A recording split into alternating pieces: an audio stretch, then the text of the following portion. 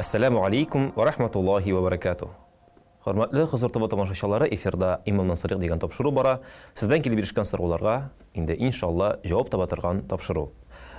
Әгәр дә әле андый сорауларыгыз калган булса, аларны экранда күргән Хозур ТВ @huzur.ru дигән электрон адреска юллый аласыз. Иншалла аларны шулай ук барлап, шушындагы килгән остазларыбызга, мөгаллимнәребезгә, имамнарыбызга җиткеребез. Инде остазларыбыз дигәндән бүген бездә чыннан да остаз, чөнки бүген бездә мөгаллим, 1000 еллык мәдрәсәнең мөгаллиме, әле алай гына түгел, Балтач районының Үзәк мәчетенең имам хатибы Рамил Хәзрәт Бигбаев. Ассаламу алейкум ва рахматуллаһи ва баракатуһ, Хәзрәт. Ва алейкум ассалам ва рахматуллаһи ва баракатуһ. Инде менә бу күрешләребез еш булсын, дәвамлы булсын дигән ниятдә безнең хәзрәтләр инде тамашачылардан килгән беренче сорауны бирәсем килә. Сәҗдәдә кайбер аяк бармаклары җиргә тимәвен сиздем. Миңа намаз ахырында сәҗдә саху кылыргамы? Бисмиллаһир-рахманир-рахим. Рабби шрах ли садри ва яссир ли амри ва hlul 'uqdatan min lisani yafqahu qawli. Намазның фарызы булып тора сәҗдә гыйбадәте, сәҗдә гамәле. Һәм сәҗдә дип әйткәндә анда 7 нокта идәнгә тиярә тиеш. Ягъни маңгай, борын, кешенең 2 уч кулы, кешенең 2 тизе һәм кешенең 2 аяк очы. Шуңа күрә дә әгәр дә шуларның берсесе тимәсә, бу чиракта инде бу кимчелек була. Шуңа күрә дә инде ким дигәндә бер бармагы тиде икән, инде әле бу үтәлгән була. Шуңа күрә сәхү сәҗдәсе кыларга кирәк булмас. Инде сорауда кайбер бармаклар дигән. Мәсәлән, инде бөтен бармаклар алынса, бу чиракта инде сәҗдәгә кимчелек килгән була. Ул инде тиергә тиеш, һәм ул күтәрелергә тиеш түгел. Сәҗдә саха белән генә буламы бу чиракта инде? Әллә инде ул сәҗдәне яңадан кылырга кирәкме? Төшү калдырасызмы? Төшү калдырасыз. Ну все. Вон теге деталь шул тиеш, шушы 7 нокта маңгай, кешенең 2 кулы, 2 тизе һәм 2 аяк очы тиергә тиеш. Иншалла. Һәм ул аяктан җирдән кубара тиеш түгел. Гомумән безнең инде сәҗдә кылуның тәртипләре аерыла, менә хатын-кыз белән иратларныкы. Менә ул очракта да бармы шундый катгый тәртип? Мәсәлән, әгәр дә ират хатын-кызны охшатыбрак, җыйнабрак кылса сәҗдәне, әллә инде менә ничек башка кылырга тиешме? Хатын-кызлар җыйнаблырак, ә инде иратлар менә тидермичә. Хатын-кыз һәм иратның сәҗдә аермасы фақат җыйнаклыктан тора, әмма ләкин шушы 7 ноктаның тиюе һәрберсендә дә мөһим булып тора. Һәм дә мәсәлән без бит менә кагыйдәдә утырган вакытта да уң аякны бастырып куя башлап бит инде. Шуңа күрә уң аяк гомумән бер кайда селкенмәй безнең. Менә турып басканда, сәҗдәгә киткән вакытта да уң аяк менә шушы урыннан кузгалмый. Шуңа күрә менә шушы 2 аяк ул инде җиргә тигәргә тиеш сәҗдә вакытында. Кайбер кешеләрнең менә бу бармакларны бөгү авырдан бирелә һәм шуңа күрә бөкмичә туры гына куела, яки гомумән берсе өстенә берсен генә набай гына куялар. Ул рөхсәт ителәме? Утырганда кагыйдәдә. Әлбәттә инде, мәсәлән, без гыйбарәт ислами китабында да, фикъ китапларында да намаз рәвеше әйтелде, ул сау сәламәт кешегә. Инде кешедә ниндидер, кайсыдыр яктан сәламәтлектә кимчелек бар икән, бу чиракта инде монда искәрмә ясала. Инде әлбәттә аягы бар икән, аягы инде идәнгә тиярә тиеш. Әлбәттә кеше аягы юк икән, бу инде кагылмый дип әйтәбез. Икенче сорау килеп биришкән, садака биргәндә юк, кирәкме инде рәхмәт дип әйтү дөресме тәрбия йөзеннән дип истәп куйганнар. Ну, бу сорауга килгән вакытта әлбәттә инде садака биргән вакытта садака алучы кешегә син булай дип әйтмә дип аңа өйрәтеп тормыйбыз бит инде. Һәм әлбәттә гадәттә чыннан да Аллаһ Субханаһу Коръәндә әйтә, ягъни мохтаҗ кеше ул менә бир әле бик шәп кирәк булды миңа дип ул сорап тормый. Ул читенсенә. Ул хәтта әле син бер мәртәбә биргән вакытта әле ул гомумән миңа тиеш түгел дип әйтергә мөмкин. Шул чиракта инде әлбәттә без күрәбез икән бу кешенең мохтаҗ икәнен, бу кешенең гаиләсендә мохтаҗ икәнен, һәм күрәбез аны тыйнак икәнен. Мәсәлән, чыннан да аңа кирәк ул мәсәлән, ниме? Әйтик, мәсәлән, без аны үзенә түгел, аның тормыш иптәше аша мәсәлән, ниме? Аның балаларынан не бер әйбер алып бирәсең мисал өчен, ниме? Шушы юл белән инде ул чыннан да хакыйкый мохтаҗ булган кешегә ярдәм бирәбез. Әйткәнчә, гадәттә безнең инде чын мохтаҗ кеше ул теге әйдә миңа кирәк иде, бу миңа кирәк дип, унан сорап тормый. Чыннан менә без хәзер уразага әйтендә, мәсәлән, фитра садакасы тараткан вакытта да, мәсәлән, курбан итеп биргән вакытта да, мәсәлән, бит инде бик кыйынсынып кына кеше ала.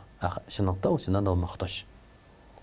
Менә бу очракта кеше юк кирәкми инде рәхмәт дип чыннан да мәсәлән очрак булса һәм кеше бу мохтаҗ түгел икән дип садаканы менә аламы әллә инде биреп китү хәерлерәкме? Чөнки кемдер уйлап куйган мөмкин, кара бу теге миңа бит инде менә кирәк түгел дип әйтә ди.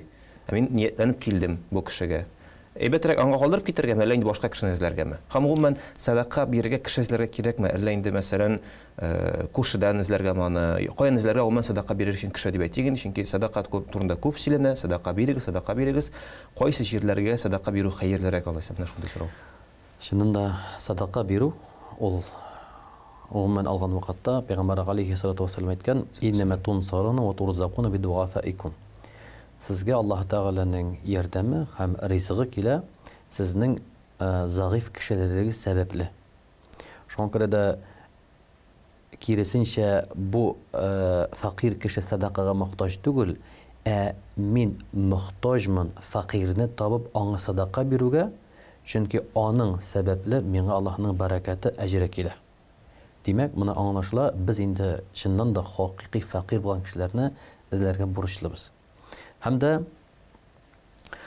шушы садака биргән вакытта иң беренче Пәйгамбәр алейхиссалату вассалам әйтте: "Ибда би нафсик фатасаг алейха."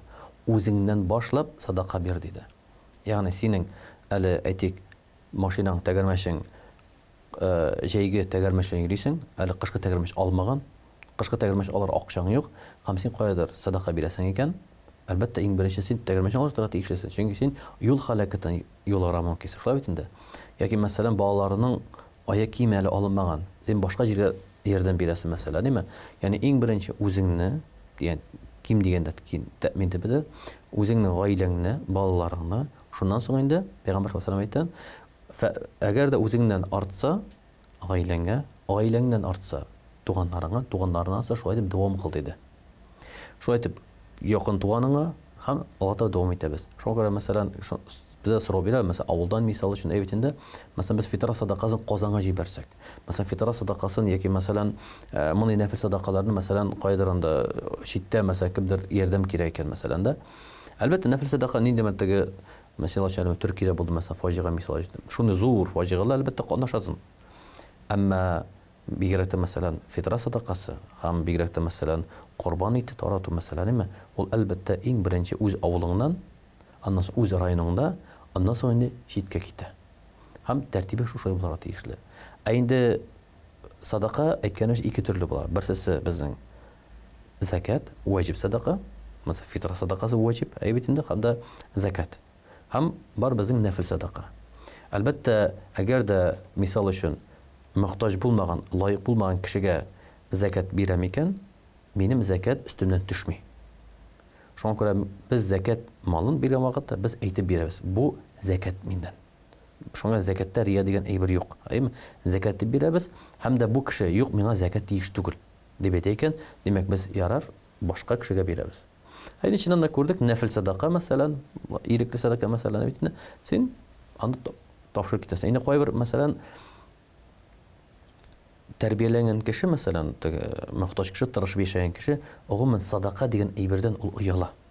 Һәм аны садака аласы килми, һәм ул фақир буласы килми, фақир булса да.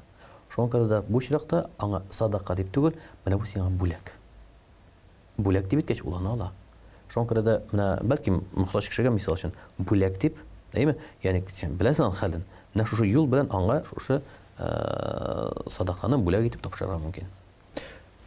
Инде закат турында сүз чыкканда һәр вакыт бөтен кешенең шундый борчы торганда, аннан соң әле менә аңлап бетерми торган бер нисап күләме дип әйтик инде.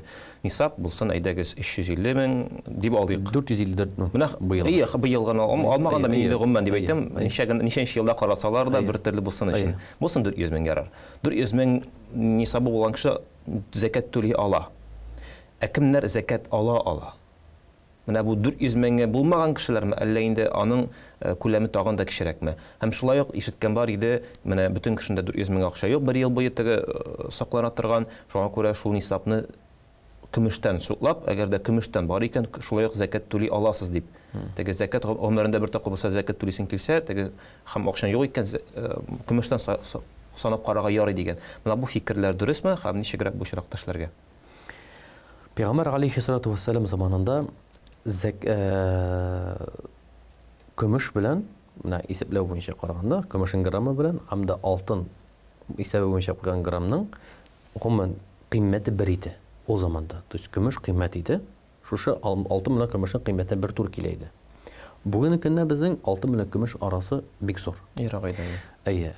Шул сәбәпле кем инде алтын нисабы буенча аның алтын буенча аның нисабы җитте икән малы һәм закат түләми икән, ул инде гөнаһлы була. Һәм кемгә закат түләнә дигән вакытта кеше өчкә бүленә. Бит инде беренчесе асыл хаҗәткә ия булган кеше дип атала. Асыл хаҗәткә керә безнең йорт, дәйме? Асыл хаҗәткә керә безнең көндәлек йөри торган машина, асыл хаҗәткә керә өстәл, савыт, урындык. Бит инде менә бу русча әйтсәк жизненно необходимый. Бит инде менә шушыңа ия булган кеше әле ул фақир хакимендә. Ягъни әле менә шушы ия булган суммасы һәм аны йортында булган бу хәлгә ия булган кеше фақир дип атала. Инде менә моннан соң йортында өстәмә мисал өчен машина дип әйткәч, аның 1 миллионлык машинасы. Теге иске машина түгел, 1 миллионлык машинасы. Аның мисал өчен яхшы телевизор алып куелган 40-50 меңлек мисал өчен. Әйбә, телевизорсыз яшәп була бит инде. Ягъни бу өстәмә йорттагы җиһазлар. Әйбә, Уңайлыклар дип әйтә. Уңайлыклар. Менә бу уңайлык. Теге бурчатка яхшылап йортта эшләнгән. Әйбәт инде менә бу уңайлыклар. Инде шушы әйткән 400 мең исәбеннән артып китә икән суммасы. Бу чиракта бу кеше инде мохтаҗ булмый. Бу кеше фитра садакасын түләргә тиеш була. Бу кеше корбан чаларга тиеш була. Мәсәлән, шуңа күрә бүгенге дин назаратыннан безнең гел билгеләнә, мәсәлән, шушы көмеш нисабы белән анда мисал өчен 40 мең була, 20 мең көмеш нисабы исәпләнә дип әйтәбез инде бит инде. Шул нисабы акчасы булган кешегә корбан чалар тиеш була. Бу инде шушы җайлыклы булган кеше. Әмма ләкин әле закат түләми. Менә инде шушы 1 миллионлык машинасы бар. Яхшы телевизор, бүтән йортлар җиһазы куелган, әйме? Машинадан да, шушы йорт җиһазыннан да, бу аннан 10 миллионлык йортыннан да, фатирыннан да закат чыкмый. Әйме? Ә инде аның өстәмә тагын бар акча җыелып бара. Аның бар айрым кыйммәтле кагызлар, яки мәсәлән акциялар, яки мәсәлән алтын, көмешләр айрым акча югалмасы өчен дип куелган. Бит инде аның бар сәүдә малы, товар, бит инде менә шушы әйберләрнең суммасы җыелса, шушы нисапка 400 меңгә һәм 1 ел үткәннән соң да бу нисап хәлендә булса, 1 ел үткәннәсендә, бу чиракта бу кеше менә бу үскән малыннан 40-тан 1 өлеше закат түләнә. Шушы чиракта гына закат малыннан чыга, менә бу өлешеннән генә. Инде садака темасы зур тема, киреп китсәк бик озак, әйдәгез алдагы сүзгә күчик. Нәрсә ул тәүфиq дигән сүз дини яктан? Шуннан да исем белән без ишетәбез, тәүфиq абый дип, тәүфиq дип. Менә дини яктан ул бит аерым бер термин буларак тора. Шуңа күрә аның турында бер сөйләшеп китсәк иде. Тәүфиq ул алынган, мәсәлән, гарәп телендә ваффака сүзеннән ясалган, безнең татар телендә охшаш муафиq, шул тәүфиq сүзеннән ясалган. Муафиq ягъни туры килүе, шулаймы? Тәүфиq ул гадәттә аңлата шәригатьтә юллау дигән сүз. Ягъни Аллаһ субханаһу ва тааля сиңа тәүфиq бирсен, тәүфиqка күндерсен дигән сүз. Аллаһ тәүфигын бирсен сезгә дигән сүз. Ягъни Аллаһ тәала менә шушы изге ниятегездә юлдаш булсын. Синең шушы эшеңне Аллаһ тааля юллап куйсын. Аллаһ тааля ярдәмче булсын. Менә шушы мәгънәне аңлата. Шуңа күрә дә без тәүфиq, я Раббым, бәхет тәүфиq бир дигән сүз, әйме? Ягъни ул бәхет һәм тәүфиq, ягъни Аллаһ тааля менә шушы изге юлында аның тормышын юллап бара дигән сүз. Мен ишеткән бар шундый фикер дип әйтгәндә, динебездә яхшы гамәлләр кылыр өчен Аллаһ Тәала шундый бер көч дип әйтгән тәүфиq бирә, һәм шулай гына начар теге гамәлләр кылыр өчен бүтән бер төрле әйбер бирә дип инде. Бу шулаймы? Әйе. Чыннан да менә әгәр без сорау бирсәк, кеше туры юлга үзе киләме? Яки кеше туры юлга үзе адашамы дигәндә, әлбәттә, Аллаһы Тәгаләнең ярдәме, рәхмәте, тәүфигы булмаса, кеше туры юлда таба алмый. Аны мисалы, син таптың ишекне, чыгу ишеген. Шакыйсың, ул бикле. Аллаһ Тәгалә ачмаса, син аны чыга алмыйсың. Шуңа Аллаһ Тәгалә пәйгамбәребезгә әйтте, Духа сүрәсендә: "Ва ваҗадака даллан фахада." Без сине адашкан хәлеңдә таптык һәм туры юлга күндердек диде. Ягъни пәйгамбәр алейһиссалату вассалам 40 яшенә хәл изләде, ярты ел буе тау куышлыгына менеп, тормыш турында фикерләде, уйланды, хакны изләде һәм таба алмады. Һәм Аллаһ Тәгалә Җибраил фәрештәне иңдереп, Кур'ан иңдереп аңа ул туры юлга килде. Менә үзебездә тормышыбызны карасак, башта теге яшьлек белән тормыш кызык барабыз да, һәм каяда килеп төртелгәч, без гаделлек эзли башлыйбыз. Без яхшылык эзли башлыйбыз. Без гаделсезлектән туябыз, әйме? Һәм шуннан теге үзеннән үзе дип әйтәбез, әйме? Очраклы рәвештә ниндидер бер кеше китап бирә сиңа, ниндидер бер кеше син чакыра, очраклы рәвештә, случайно дип әйтәбез, әйме? Бу әлбәттә случайно түгел, бу очраклы түгел, бу Аллаһ Тәгаләнең тәүфигы. Һәм шул ук вакытта кем саташуны тели икән, Аллаһ Тәгалә аңа ишеген ача. Аллаһ Тәгалә ярдәм бирми, әмма ләкин аңа ул хузлан дип атала, Аллаһ Тәгалә аңа шушы юлын ачып җибәрә. Кем тели икән, монысы инде атала кешенең туры юлга теләп, бәхеткә теләп килүен Аллаһ Тәгалә атала тәүфик, Аллаһның рәхмәте дип, әйне кеше үзе нәфсенә ияреп, Аллаһ Тәгалә итагатьлекне теләмичә, итагатьсезлеккә омтылып, Аллаһ Тәгалә капкасын ача икән, бу Аллаһ Тәгаләнең гаделлеге дип атала. Аллаһ Тәгалә үзе гадел сорады, аңа капканы ачты. Шушы мәгънәсен аңлата. Менә бу "Ман яһдихиллаһ фәлә мудилля ләһ" дигән шундый бер инде һәрбер вагызда без ишетәбез бит инде, аят бит инде ул аят, ләкин без һәр вакытта бөтен вагызларда ишетәбез һәм менә кирип калган шул күңелгә, кемдә кем Аллаһ Тәгалә менә туры юлга күндерә, шул инде чыгара алмый дип, бүтән бер кеше дә чыгара алмый дип. Ләкин Аллаһ Тәгалә кемдә менә туры юлдан кырыга җибәрә, аны туры юлга шулай бүтән бер кеше кертә алмый дип. Бу очракта менә инде без аңлыйбыз, без дингә кешене кертә алмыйбыз, ләкин без өнди алабыз. Аллаһ Тәгалә кертә. Менә моны аңлара шулай дип аңларганмы? Ягъни теге кеше әйтергә мөмкин, кара инде мин инде уже бер 15 ел кертергә телим, дустымны яки әтиянимне дингә чакырам, кертә алмадым инде дип. Менә бу кертү безнең эшме? Сез бит әйттегез, Аллаһ Тәгалә үзе ача ишекләрне дип. Ә без китерәбез, без булышабыз гынамы? Шулай дип аңлар кирәк моны. Әйе, шулай бер патша сөйнечле хәбәр була һәм ул шул сөйнечле хәбәрен бөтен халык белән уртаклашырга тели. Патша сөйнечле уртаклашса инде бөтен якыннар җыела, ә читтәге авылдагы мохтаҗлар алакми. Шуннан киңәшәшә, менә мин телим бөтен халыкка ирешсен. Шуннан киңәшчесе әйтә, әфәнде, сез дә бүләк бирәсе алтынны ди, порошокка әйләндерегез ди. Һәм бөтен халыкны үзәк мәйданга чакырыгыз. Һәм бөтен халыкка өстенә шушы алтын порошокны сибеп чыгыгыз ди. Факирлар ди, алар йон кием киеп йөриләр ди. Аларның киемнәренә ул ябышып калыр ди. Һәм алар аны кайткач силкерләр ди, шул алтынны җыеп кулланырлар ди. Ә инде байлар ди, алар ефәк киемдә йөриләр ди. Аларның киемнәренә ул ләгеп калмас ди.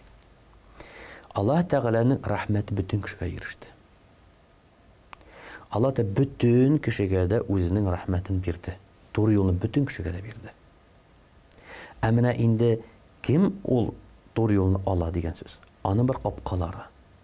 Тәкәбберлек, олы гөнаһлар. Әйме? Менә булар инде киртә булып тора, шушы Аллаһның рәхмәтен алуга. Ә менә тәкәбберлек һәм гөнаһны бетерү кешедән. Кешене бетереп, Раббым, бир миңа, күрсәт миңа юлыңны дип әйтә икән, ул карамастан, ул тумыштан мөселман гаиләсенә туганмы? Ул гомумән гөнаһкар гаиләдә туганмы? Карамастан, ул татар телендәме, рус телендәме, башка телдәме? Ты один дип менә шушы помоги мне дип мөнәҗәт кыла икән, ярдәм бир миңа дип. Мекенде инглиз тіліндеме, мөрәҗәгать кыла икән, Аллаһ Тәгалә һичшиксез ярдәм бирә. Хәтта менә ихтибар карасак, әле диндә булмаган кешендә сорап карасаң, аның тормышта шундый хәл була, ул сорый һәм Аллаһ Тәгалә бирә аңа. Һәм бу Аллаһ Тәгалә шушы кешенең һәркемнең үз теләгенә карап аңа ярдәм бирә. Шуңа күрә Аллаһ Тәгалә туры юлны ачмаган булса, беркем туры юлга күндерә алмый дигән сүз, ягъни Аллаһ кына туры юлны ача дигән сүзне күрсәтә. Кеше нәрсә теләде, Аллаһ Тәгалә шуңа аны бирә. Инде һәрберебезгә дәгән үзебезгә дә беренче чиракта туры юлдан барырга насыйп булса иде, тайпылмаска насыйп беләсә иде Раббыбыз, чөнки шуннан да бер караганда бик тә шундый тайгак юл дип әйтсәң дә буладыр инде, гөнаһлар, ниләр безне читкә җибәрә ала бер караганда. Шуңа күрә без дога кылабыз.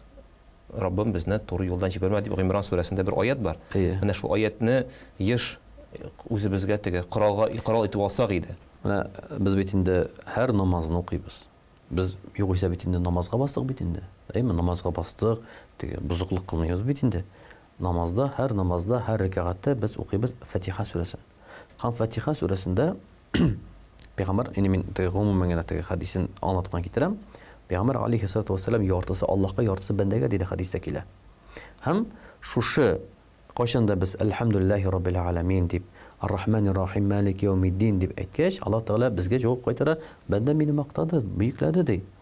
Һәм аннан кайчан без әйтәбез, Ияка нәгъбуду ва ияка настагин, сиңа гыйбадәт кылып, синең ярдәм сорыйбыз дигәч, Аллаһ Тәгалә безгә җавап бирә, һәрберебезгә дә. Бәндәм, сора, мин сиңа бирәм ди. Һәм сорыйбыз, Иһдина сиратал мустақим, безне туры юлдан күндер дип, туры юлдан алып бар дип. Чөнки көндәлек без туры юлдан баруга мохтаҗбыз, җиңел генә без турыдан талпына мөмкинбез. Һәм иң менә без һәркем онытмаска тиеш булган бер пәйгамбер хадисе, Пәйгамбер алейһиссалату вассалам әйтте, бу тик тәүфиқ белән бәйләп китерәм инде. Аллаһның тәкъдирен үзгәртсә, дуга гына үзгәртер диде.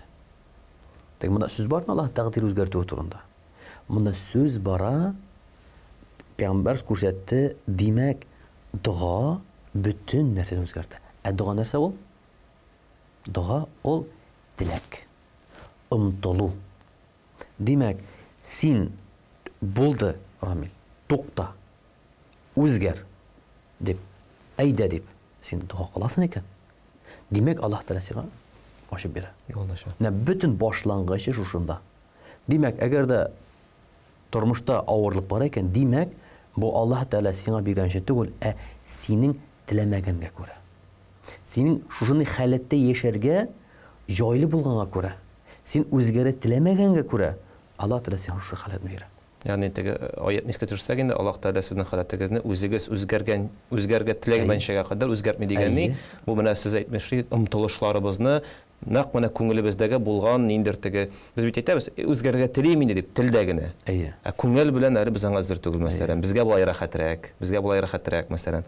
Менә алайса инде Рамил хәзрәт сезнең шул сүзләрдән дуга дигәннең тагын бер ягы ачылды.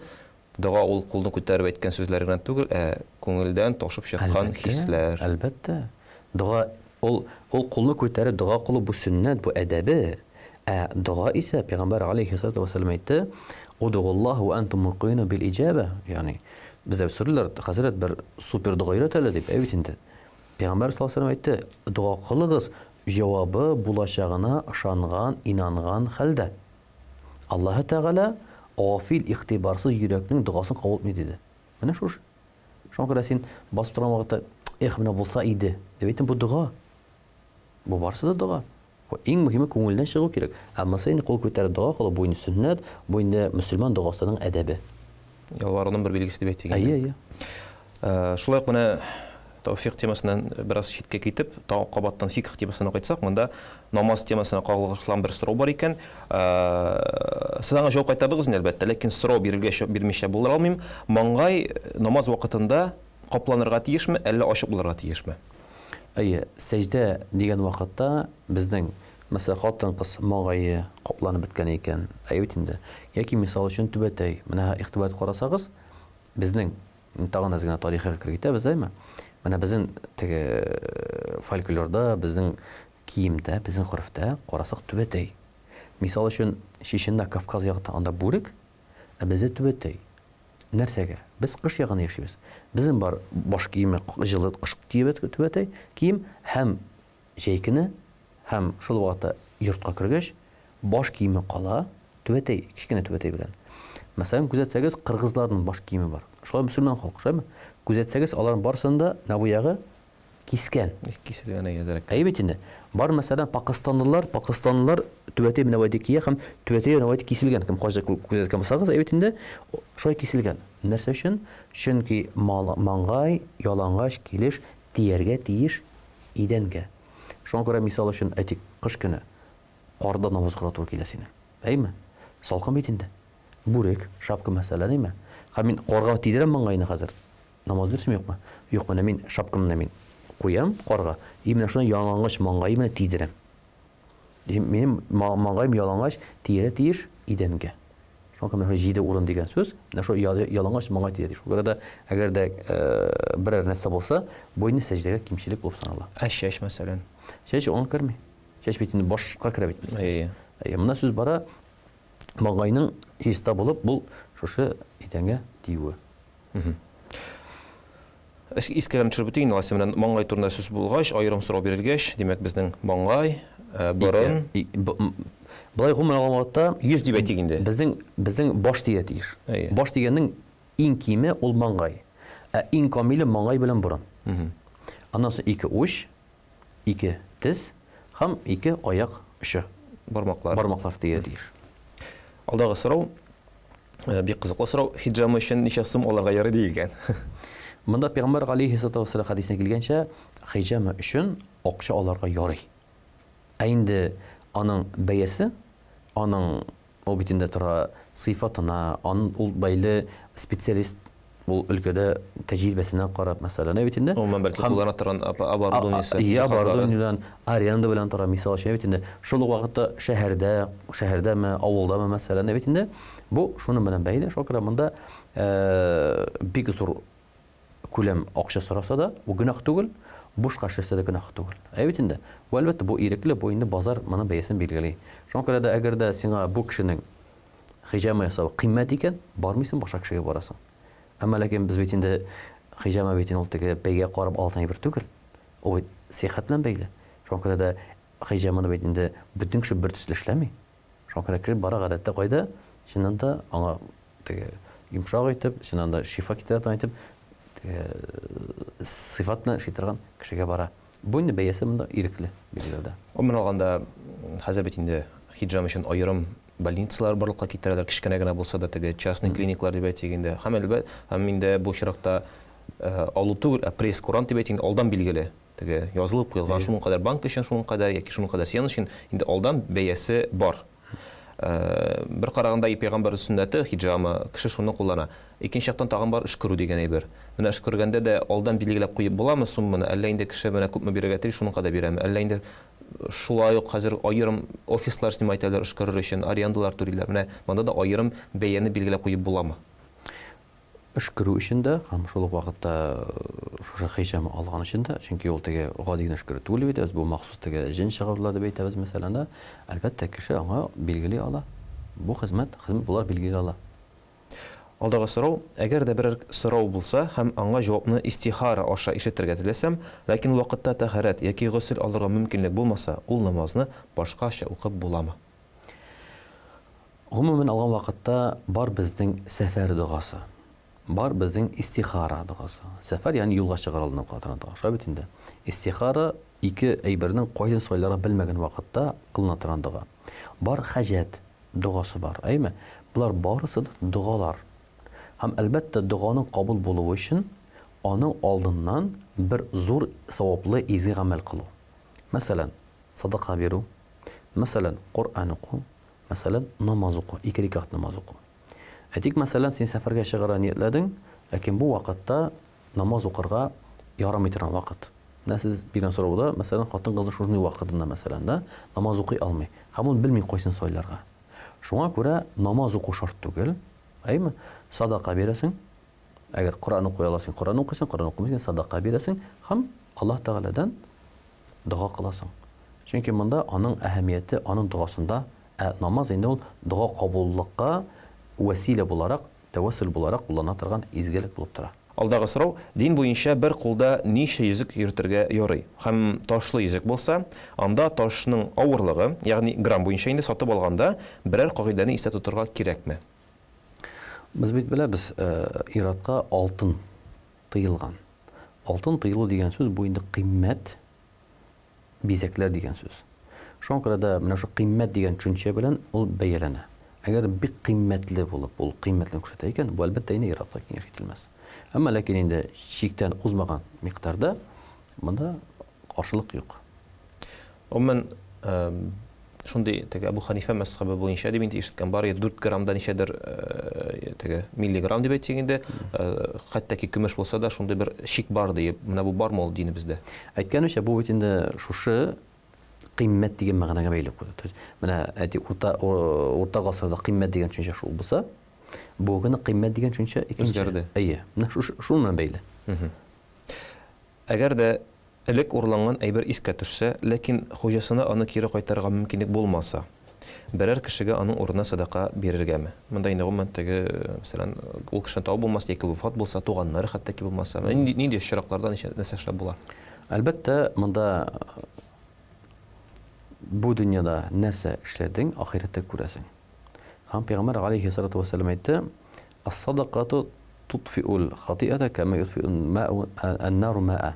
Һәм кама кала Нәби саллаллаһу алейһи ва саллям, садака ди хатаны юады, ут, су утны сүндергән кебек диде. Шуңа күрә дә садака ул безгә өстәмә үзебезнең белеп яки белмичә кылган гөнаһларны каплый торган бер кыямәт көнендәге саклана торган багаж булып тора. Шул сәбәпле, әгәр кеше чыннан да турын белә икән, инде урлаган әйберен, белә үзенең малының шушы күләме, аның әйбетен ул урлаган икән, әйме? Бу инде аның садака булып бармый. Аңларга кирәк, теге садака ул нәрсә? Садака мин үземнең малымнан бирәм. Бу садакага миңа савап итәм. Бу очракта мин үземнең малымнан шушы суммадан котылам. Әйме? Чөнки бу минем малым түгел. Әлбәттә, мин иң беренче кемнән алдым, шуңа кайтарырга бурычлымын. Яки аның туганнарына кайтарырга бурычлымын. Инде әгәр дә бу билгесез, кемнән каян алынган икәне, әйме? Бу очракта бу малдан котыласың. Котыласың дигән сүз, ягъни аны инде кыямәт көнендә хәзер бит инде ул кеше сораячак. Инде аны кайтарыр өчен без шу сумма әйберне инде бер изге юлга бирәбез. Әйме?